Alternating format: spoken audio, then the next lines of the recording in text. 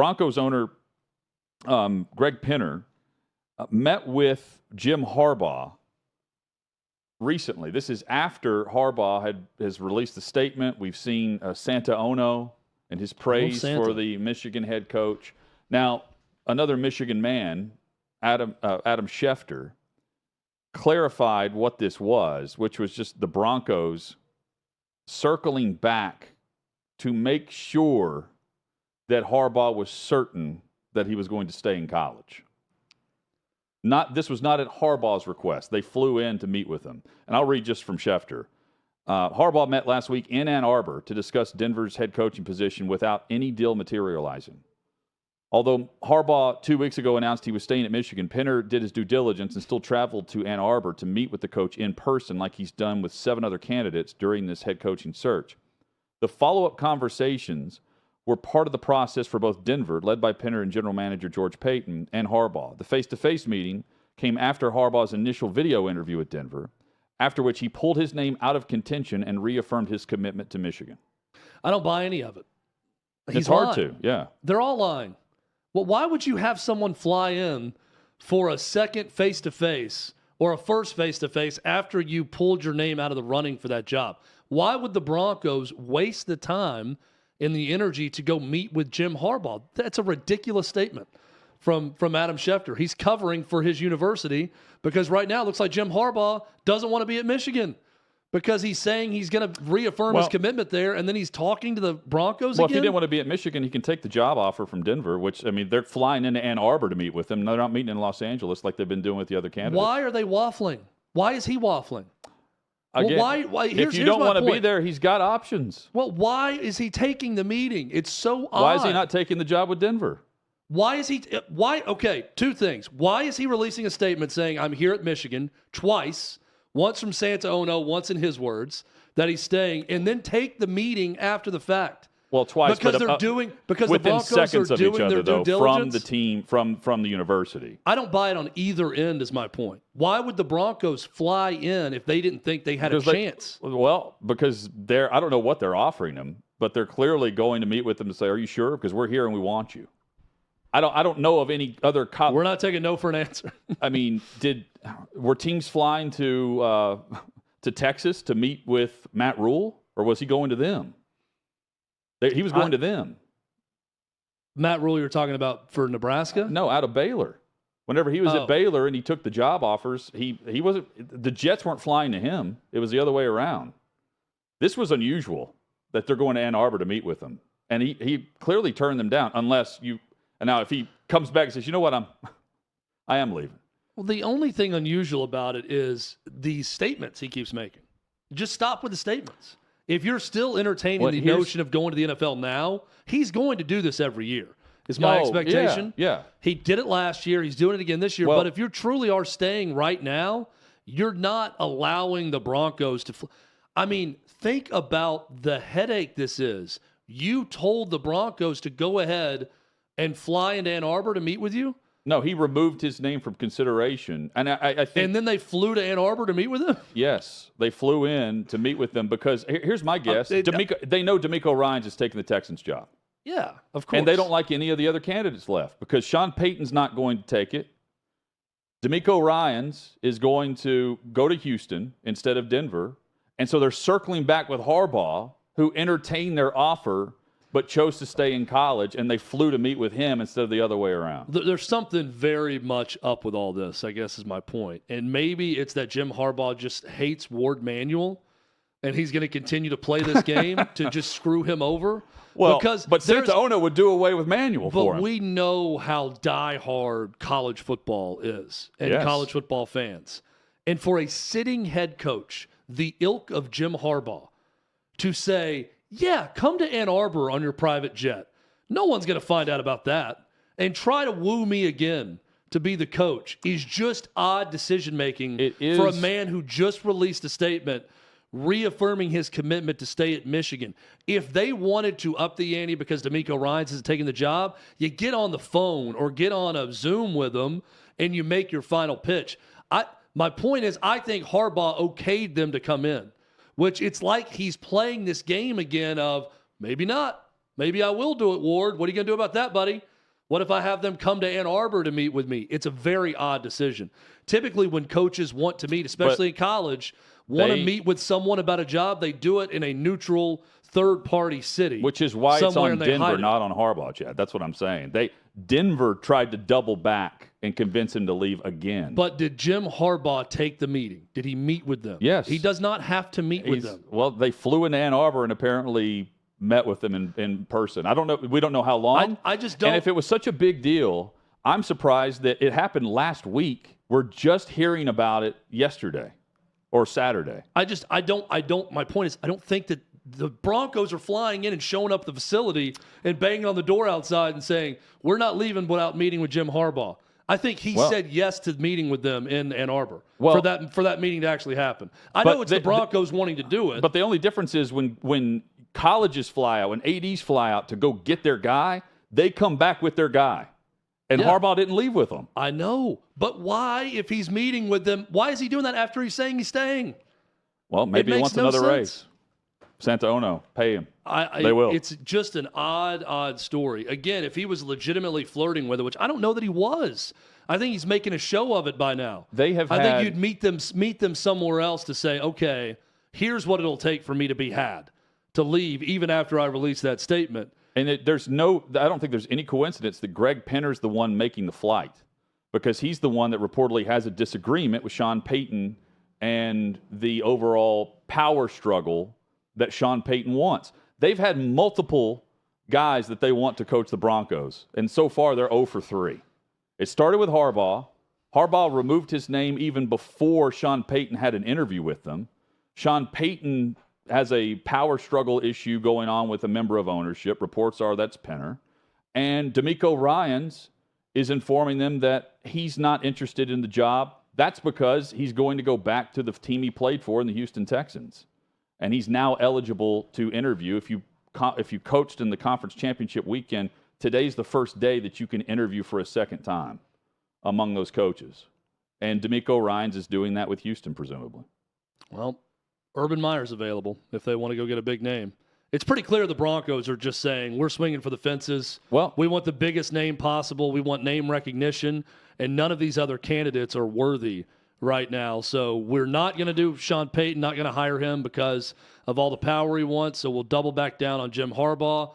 I don't know who's next on their list. Sean Payton. That would make sense. Why wouldn't you double back on Sean Payton? Well, if this guy is a big part of the ownership group, Greg Penner, and if he's got a big enough beef with Sean Payton that he's the one holding it up because the power structure, and he's the one willing to jump on a plane and fly to Ann Arbor to go meet with Jim Harbaugh so he can go back to the ownership group and say, hey, I got Harbaugh. He's ready to go. Who does it remind you of? I don't know that he's going to circle back. He's an owner, not the AD, but it reminds you of a Tennessee predicament that they were in. Well, yeah, I don't know if he is going to, if he's that strong about it, willing to go on a flight to go see Jim Harbaugh, that he's suddenly going to come back and say, yeah, forget what I said on Sean Payton. Let's do it. Let's give him everything. He's got full control. Can't fire him. Well, but whatever the guy's asking for. Which no, I don't know what it is. I don't think it's can't fire him. I think it's Sean Payton wants total control over George Payton, the general manager, and decisions on the entire organization. That's the sense based on the $20 to $25 million range per year, and certain control over quarterback. They're married to Russell Wilson contractually, and I also think it means more for Denver to get their type of coach because the rest of the candidates are Nathaniel Hackett 2.0 from what they thought Hackett was and why they were bringing him in and how it turned out. Now, it's not going to be hard to do better than Nathaniel Hackett as a first-time head coach. That's not what I'm saying. But you're going to go get a first-time head coach. And instead, they're going after guys that have coached in a Super Bowl, won a Super Bowl, and the up-and-coming defensive coordinator, not the offensive mind from Green Bay, who didn't even call plays. This is DeMeco Ryans that they're trying to get because that's the guy that's next in line for the openings of the remainder of the league that are about to go on a long run, I think, with a news spree over the next 24 to 48 hours. A lot of teams decide on who they're going to hire. That's where Denver is compared to Indy, Arizona, who just hired their GM, so they're going through the process again, and Houston, who's battling with Denver and appears to have won it with DeMeco Ryans. Unless D'Amico shocks us and takes like the Arizona job or something. Well, it's pretty clear they want a big name in Denver, which makes sense because they got a big name ownership group with the Walmart family taking over. If you're not willing to give Sean Payton the control, Jim Harbaugh is the obvious next choice of the biggest name you can get. And the fact he's 44-19-1 as an NFL head coach, had a great record in his time with the 49ers. All I'm saying is stop releasing statements that you're reaffirming your commitment to Michigan if you're Jim Harbaugh, if you're going to continue to take meetings with other teams. Now, he's clearly still going to be the coach if no deal came together, but it's very odd decision-making, I think, all the way around. Call me crazy. I thought that big statement was Jim Harbaugh does not love the options this year, and he's going to wait a year. I don't think he's committed to Michigan forever. But when he made that whole to-do with him and Santaono about, staying at Michigan, I was not expecting another meeting with the Broncos to take place after that statement happened. The news is out on Brock Purdy's injury. He has a complete tear of his UCL in his throwing elbow, and he's going to undergo surgery, which can take up to 6 months of rehab. He's getting second opinions, and the hope is he can go undergo a repair, not reconstruction, which would be Tommy John surgery, and then be ready for training camp, where the battle heats up with Purdy coming off this injury against Trey Lance, who was on the deck in week 2 to be replaced by Jimmy Garoppolo, who leads to Brock Purdy, who leads to Josh Johnson, and then back to Brock Purdy with a complete tear of his UCL. So the idea that you just get a shot and you think this guy wouldn't have done that if he could have? It's not the same as a high ankle sprain in this case, and he's undergoing surgery for 6 months of rehab. Well, and even everyone that was seeing the injury, that was watching it, and people I follow that are in the medical practice on Twitter, they were saying the issue is the injury and the way the arm was hit. He can't feel anything. It's not a pain management deal. It's a stinging sensation that leads to you not being able to feel your hand that well. So it's not a, where there's a will, there's a way type thing. Or like you said, Hutton, it's not a put a shot in the elbow and you're fine. You can't feel the ball enough to throw it in that spot. So that's a really bad injury. That injury also, any team out there that may have been thinking, oh, my team can trade for Trey Lance to be the quarterback because of Purdy's success, that dream is over. It's going to be a Purdy-Trey Lance battle. And how about going into the offseason for both Pollard the week prior against San Francisco with the broken ankle, and the week after Purdy with two guys with a chance to cash in a bit now on the rehab and on the mend. Chris Mortensen points out, though, Jake Delhomme had Tommy John surgery in 2007. 6 months later, came back and said his arm was better than ever in terms of throwing the football. So it's not uncommon for a football player to get this. You hear it all about it from the mound in baseball. Mortensen saying it's not uncommon to hear success stories and that he could be ready for camp based on the timetable. I think everything that I've heard about the injury and read about it, it's a lot easier to come back from it and be productive for many years as a quarterback throwing a football as opposed to a baseball pitcher. Baseball pitchers come back from it too, but the wear and tear and the motion of throwing the baseball, that's why you see more of the injuries happen in baseball. It's harder to sustain a career after that surgery as opposed to football where it's not nearly as hard to sustain a career. That's good news for Brock Purdy. And instead of the wear and tear at age 23, it's the hit from Hassan Reddick, which is also intriguing, the backlash that we're hearing from about Shanahan in the play call where they have a tight end matched up against Hassan Reddick. But what people fail to realize is that's they're going play action on that play. And so to set up like you're going to run it, that's why you would put a tight end on the best pass rusher, because you're going to run the opposite side. And then your tight end should be able to block for the run, and you go play action on the pass. That's what they were trying to set up, and of course it failed miserably with Hassan Reddick and practically any other pass rusher for Philly who's had a ton of success.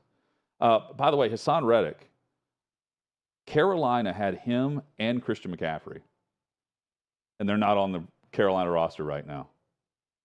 And you know what else Carolina doesn't have? A quarterback. currently. Yeah. That's not a great situation to be in. Could it be Aaron Rodgers? They're in the NFC. Green Bay apparently wants to trade him to the AFC if they're going to. They're not a terrible roster. No. Outside of quarterback. I don't think so either. In fact, many were saying, like, going into the offseason of the jobs that were going to open up, that they were in the best chance and best place for success, given the division, given the attention to the young talent on defense, and what they've acquired in the trade for McCaffrey. We had Dan Z on from OutKick last week, and I agree with him. His answer was a good one about why would a team limit themselves? You know, what's your ultimate – why are you so worried about trading him to an NFC team as opposed to an AFC team just based on the possible playoff matchup? You understand not trading him in division where you play them twice, but I agree with him. You don't want to shut off half the market based on what you could get in return. So if there's an NFC team that's got a better trade package, you should definitely consider that NFC team and not just say, oh, we're only trading to an AFC team. To your point, Hutton, if the Panthers come to bat and are willing to give up more than any of the AFC teams, you trade Aaron Rodgers to the Panthers. You don't worry about it. He's going to play for, 2-3 more years? If you like your plan and your roster moving forward and what you do as an organization, don't worry about it. Trade him away to an NFC team and get the most you can for your team. I love the headlines over the weekend that were saying the Packers and Rodgers, they were at a crossroad. Of course they are. Yeah. This is 3 years in the making. Rinse, repeat. We saw this in January of 2021 and how it played out.